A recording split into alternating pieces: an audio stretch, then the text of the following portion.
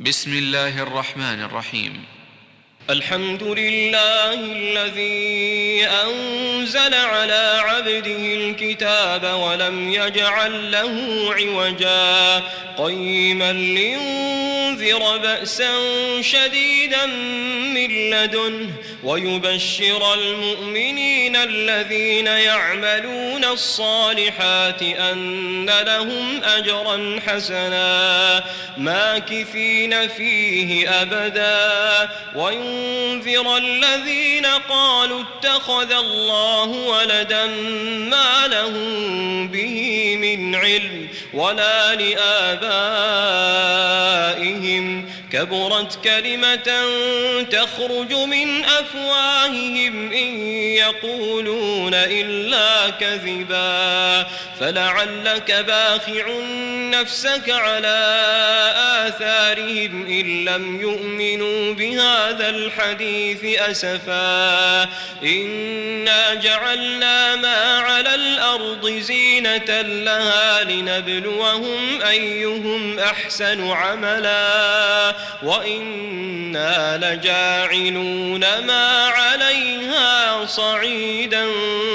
جرزا أم حسبت أن أصحاب الكهف والرقيم كانوا من آياتنا عجبا إذ أوى الفتية إلى الكهف فقالوا ربنا آتنا من لدنك رحمة وهيئ لنا من أمرنا رشدا فضربنا على آذانهم في الكهف سنين عددا ثم بعثناهم لنعلم أي الحزبين أحصى لما لبثوا أمدا نحن نقص عليك نبأهم بالحق إنهم فتية آمنوا بربهم وزدناهم هدى وربطنا على قلوبهم إذ قاموا فقالوا ربنا رب السماوات والأرض لن ندعو من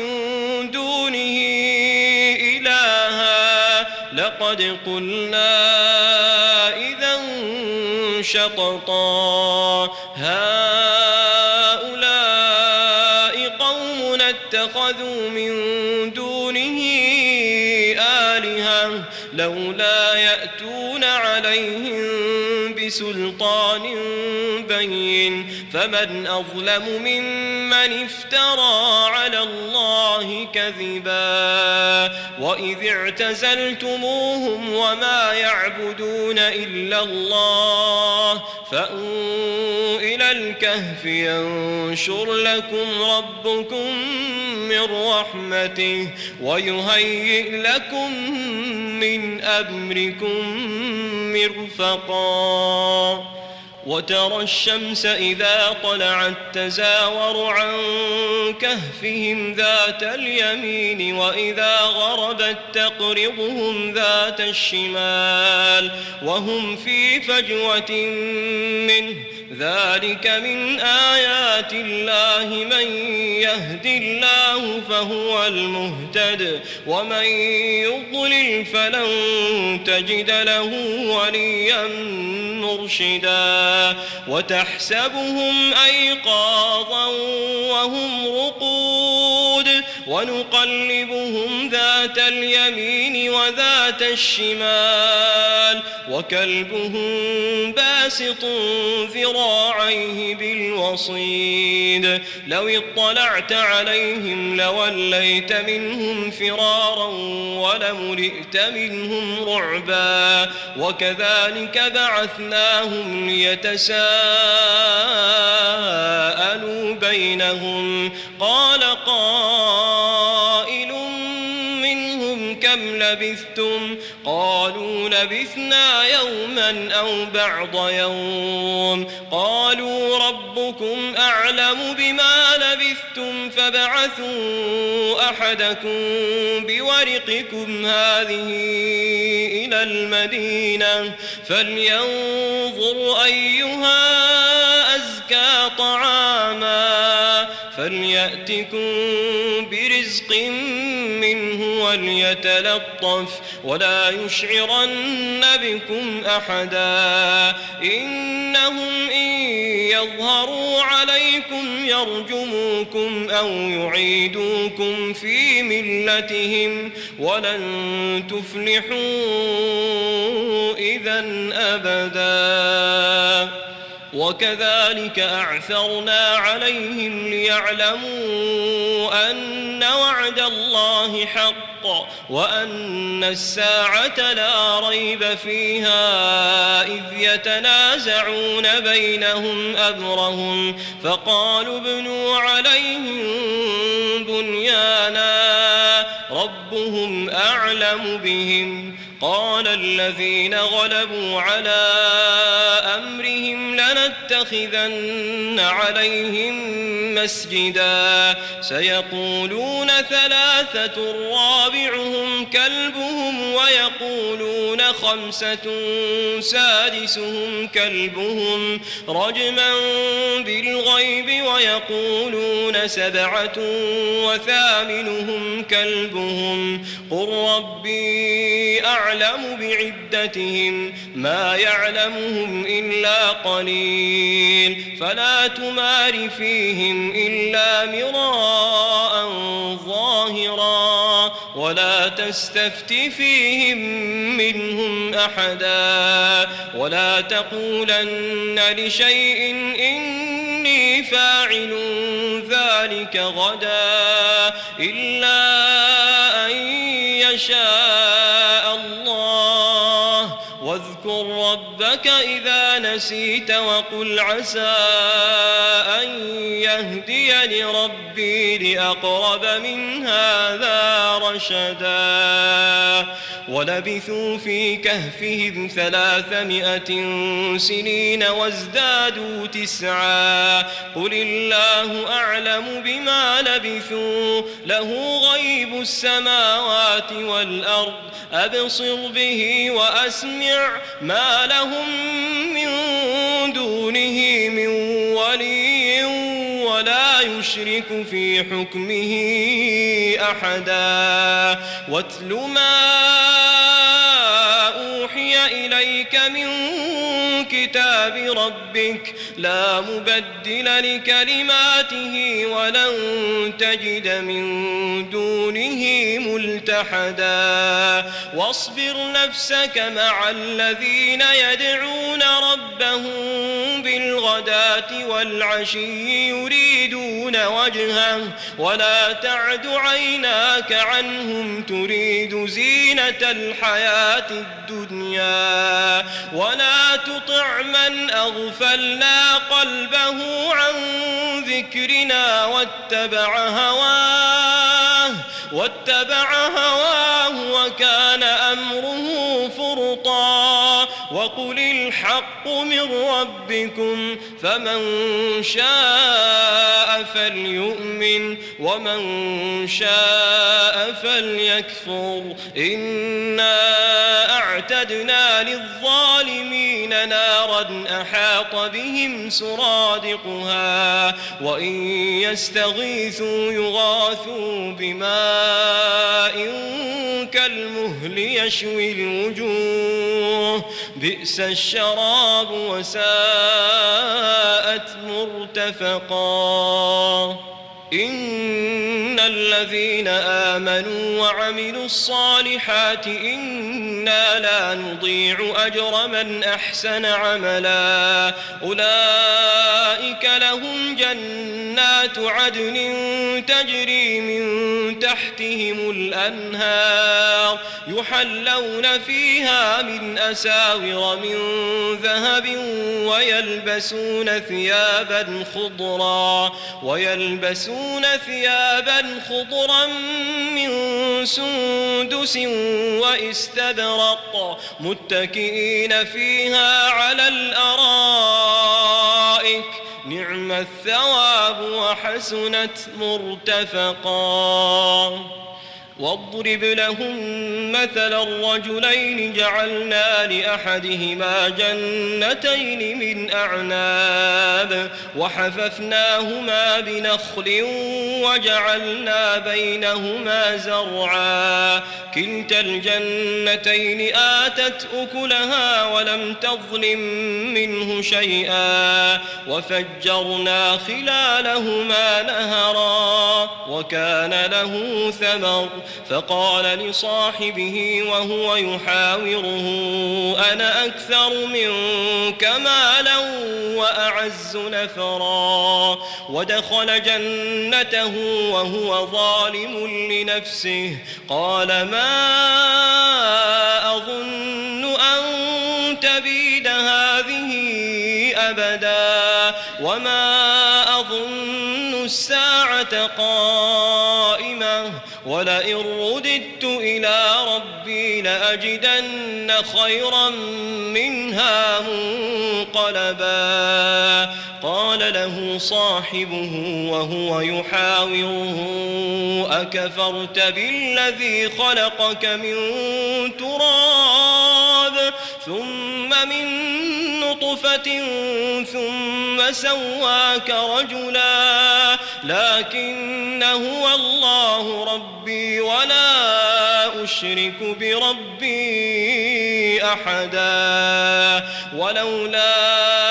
إذ دخلت جنتك قلت ما شاء الله لا قوة إلا بالله إن ترني أنا أقل منك مالا وولدا فعسى ربي أن يؤتيني خيرا من جنتك ويرسل عليها حسبانا من السماء فتصبح صعيدا زلقا أو يصبح ماؤها غورا فلن تستطيع له طلبا وأحيط بثمره فأصبح يقلب كفيه على ما أنفق فيها وهي خاوية على عروشها ويقول يا ليتني لم أشرك بربي أحدا ولم تكن له فئة ينصرونه من دون الله وما كان منتصرا هنالك الولاية لله الحق هو خير ثوابا وخير عقبا واضرب لهم مثل الحياة الدنيا كماء إن أنزلناه من السماء فاختلط به نبات الأرض فأصبح هشيما تذروه الرياح وكان الله على كل شيء مقتدرا المال والبنون زينة الحياة الدنيا والباقيات الصالحات خير عند ربك ثوابا وخير أملا ويوم نسير الجبال وترى الأرض بارزة وحشرناهم فلم نغادر منهم أحدا وعرضوا على ربك صفا لقد جئتمونا كما خلقناكم أول مرة بل زعمتم أن لن نجعل لكم موعدا ووضع الكتاب فترى المجرمين مشفقين مما فيه ويقولون يا ويلتنا ما لهذا الكتاب لا يغادر صغيرة ولا كبيرة إلا أحصاها ووجدوا ما عملوا حاضرا ولا يظلم ربك أحدا وإذ قلنا للملائكة اسجدوا لآدم فسجدوا إلا إلا إبليس كان من الجن ففسق عن أمر ربه أفتتخذونه وذريته أولياء من دوني وهم لكم عدو بئس للظالمين بدلا ما أشهدتهم خلق السماوات والأرض ولا خلق أنفسهم وما كنت متخذ المضلين عضدا ويوم يقول نادوا شركائي الذين زعمتم فدعوهم فلم يستجيبوا لهم وجعلنا بينهم موبقا ورأى المجرمون النار فظنوا أنهم مواقعوها ولم يجدوا عنها مصرفا ولقد صرفنا في هذا القرآن للناس من كل مثل وكان الإنسان أكثر شيء جدلا وما منع الناس أن يؤمنوا إذ جاءهم الهدى ويستغفروا ربهم إلا أن تأتيهم سنة الأولين أو يأتيهم العذاب قبلا وما نرسل المرسلين إلا مبشرين ومنذرين ويجادل الذين كفروا بالباطل ليدحضوا به الحق واتخذوا آياتي وما أنذروا هزوا ومن أظلم ممن ذكر بآيات ربه فأعرض عنها ونسي ما قدمت يداه إنا جعلنا على قلوبهم أكنة أن يفقهوه وفي آذانهم وقرا وإن تدعهم إلى الهدى فلن يهتدوا إذا أبدا وربك الغفور ذو الرحمة لو يؤاخذهم بما كسبوا لعجل لهم العذاب بل لهم موعد لن يجدوا من دونه موئلا وتلك القرى أهلكناهم لما ظلموا وجعلنا لمهلكهم موعدا وإذ قال موسى لفتاه لا أبرح حتى أبلغ مجمع البحرين أو أمضي حقبا فلما بلغا مجمع بينهما نسيا حوتهما فاتخذ سبيله في البحر سربا فلما جاوزا قال لفتاه آتنا غداءنا لقد لقينا من سفرنا هذا نصبا قال أرأيت إذ أوينا إلى الصخرة فإني نسيت الحوت وما أنسانيه إلا الشيطان أن أذكره واتخذ سبيله في البحر عجبا قال ذلك ما كنا نبغي فارتدا على آثارهما قصصا فوجدا عبدا من عبادنا آتيناه رحمة من عندنا وعلمناه من لدنا علما قال له موسى هل أتبعك على أن تعلمني مما علمت رشدا قال إنك لن تستطيع معي صبرا وكيف تصبر على ما لم تحط به خبرا قال ستجدني إن شاء الله صابرا ولا أعصي يعصي لك أمرا. قال فإن اتبعتني فلا تسألني عن شيء حتى أحدث لك منه ذكرا. فانطلقا حتى إذا ركبا في السفينة خرقها قال أخرقتها لتغرق أهلها لقد جئت شيئا إمرا. قال ألم أقل إنك لن تستطيع معي صبرا. قال لا تؤاخذني بما نسيت ولا ترهقني من أمري عسرا. فانطلقا حتى إذا لقيا غلاما فقتله. قال أقتلت نفسا زكية بغير نفس لقد جئت شيئا نكرا. قال ألم أقل لك إنك لن تستطيع معي صبرا. قال إن سألتك عن شيء بعدها فلا تصاحبني قد بلغت من لدني عذرا. فانطلقا حتى إذا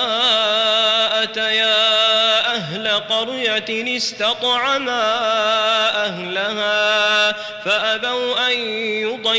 يضيفوهما فوجدا فيها جدارا يريد أن ينقض فأقامه. قال لو شئت لاتخذت عليه أجرا. قال هذا فراق بيني وبينك سأنبئك بتأويل ما لم تستطع عليه صبرا. أما السفينة فكانت لمساكين يعملون في البحر فأردت أن أعيبها وكان وراءهم ملك يأخذ كل سفينة غصبا. وأما الغلام فكان أبواه مؤمنين فخشينا أن يرهقهما طغيانا وكفرا فأردنا أن يبدلهما ربهما خيرا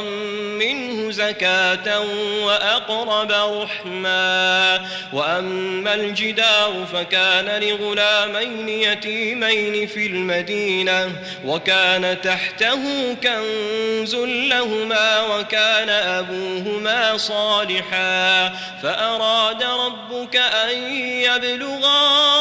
أشدهما ويستخرجا كنزهما رحمة من ربك وما فعلته عن أمري ذلك تأويل ما لم تسطع عليه صبرا. ويسألونك عن ذي القرنين قل سأتلو عليكم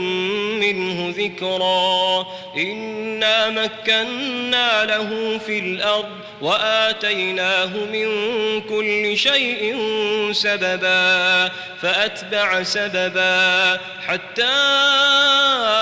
إذا بلغ مغرب الشمس وجدها تغرب في عين حمئة ووجد عندها قوما قلنا يا ذا القرنين إما أن تعذب وإما أن تتخذ فيهم حسنا. قال أما من ظلم فسوف نعذبه ثم يرد إلى ربه فيعذبه عذابا نكرا. وأما من آمن وعمل صالحا فله جزاء الحسنى وسنقول له من أمرنا يسرا. ثم أتبع سببا حتى إذا بلغ مطلع الشمس وجدها تطلع على قوم لم نجعل لهم من دونها سترا. كذلك وقد أحطنا بما لديه خبرا. ثم أتبع سببا حتى إذا بلغ بين بين السدين وجد من دونهما قوما لا يكادون يفقهون قولا قالوا يا ذا القرنين إن يأجوج ومأجوج مفسدون في الأرض فهل نجعل لك خرجا على أن تجعل بيننا وبينهم سدا قال ما مكني فيه ربي خير فأعينوني بقوة أجعل بينكم وبينهم ردما آتوني زبر الحديد حتى إذا ساوى بين الصدفين قال انفخوا حتى إذا جعله نارا قال آتوني أفرغ عليه قطرا فما استطاعوا أن يظهروه وما استطاعوا له نقبا قال هذا رحمة من ربي فإذا جاء وعد ربي جعله دكاء وكان وعد ربي حقا وتركنا بعضهم يومئذ يموج في بعض ونفخ في الصور فجمعناهم جمعا وعرضنا جهنم يومئذ للكافرين عرضا الذين كانت أعينهم في غطاء عن ذكري وكانوا لا يستطيعون سمعا أفحسب الذين كفروا أن يتخذوا عبادي من دوني أولياء إنا أعتدنا جهنم للكافرين نزلا قل هل ننبئكم بالأخسرين أعمالا الذين ضل سعيهم في الحياة الدنيا وهم يحسبون أنهم يحسنون صنعا أولئك الذين كفروا بآيات ربهم ولقائه فحبطت أعمالهم فلا نقيم لهم يوم القيامة وزنا ذلك جزاؤهم جهنم بما كفروا واتخذوا آياتي ورسلي هزوا إن الذين آمنوا وعملوا الصالحات كانت لهم جنات الفردوس نزلا خالدين فيها لا يبغون عنها حولا قل لو كان البحر مدادا لكلمات ربي لنفد البحر قبل أن تنفد كلمات ربي ولو جئنا بمثله مددا قل إنما أنا بشر مثلكم يوحى إلي أنما إلهكم إله واحد فمن كان يرجو لقاء ربه فليعمل عملا صالحا ولا يشرك بعبادة ربه أحدا